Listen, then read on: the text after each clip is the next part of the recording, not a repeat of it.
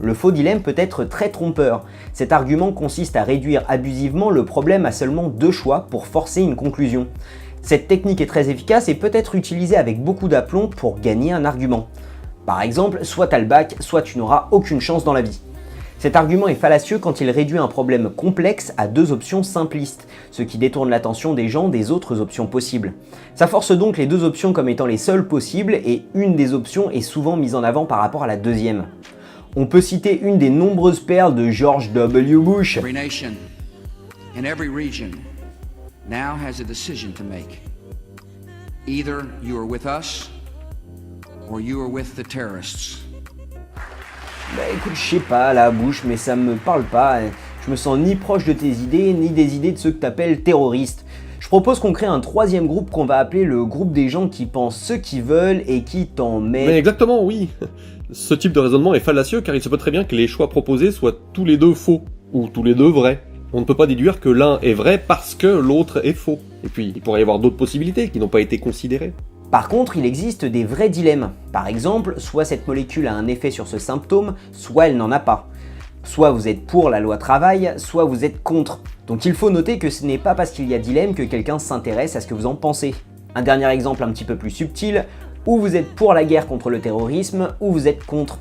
Notez que cette dernière phrase ressemble un petit peu à celle de tout à l'heure, mais celle-là, elle, est correcte. D'où l'importance d'être vigilant et de regarder s'il existe d'autres possibilités que les 2 choix proposés pour déterminer si l'argument est fallacieux ou pas. Et j'ai un très bel exemple d'utilisation moisie de cet argument. Le fameux dilemme de Lewis. Enfin, peut-être devrait-on dire le trilemme de Lewis, puisqu'il y a 3 choix en fait. C.S. Lewis, c'est pas seulement l'auteur de Narnia, c'est aussi et surtout un célèbre apologiste chrétien. L'apologétique, c'est la discipline qui consiste à chercher des arguments qui permettraient de prouver un dogme qu'on a déjà établi. Bref, c'est déjà une discipline qui est un énorme argument fallacieux à elle toute seule. Le dilemme proposé est le suivant. Lorsqu'il prétend être Dieu, Jésus est soit un vil menteur, genre du niveau d'un démon de l'enfer venu sur Terre pour nous induire en erreur, soit c'est un fou, mais alors du niveau de quelqu'un qui dirait « Regardez-moi, je suis un œuf au plat », soit il est vraiment ce qu'il prétend être, c'est-à-dire Dieu. Il n'y a pas d'autre possibilité. Or, il dit parfois la vérité, voire tel passage des évangiles. Donc, ce n'est pas un menteur. Et il a parfois dit des choses tout à fait sensées. Par exemple, là, il a dit un truc très bien. Donc, il n'est pas un fou. Conclusion, il est vraiment Dieu. Ce genre d'argument ne tient vraiment pas debout. Il peut, bien sûr, y avoir plein d'autres options. Par exemple, il est tout à fait sincère, mais il se trompe. Des gens qui se prennent pour Dieu, il y en a des tas. Même encore aujourd'hui, hein.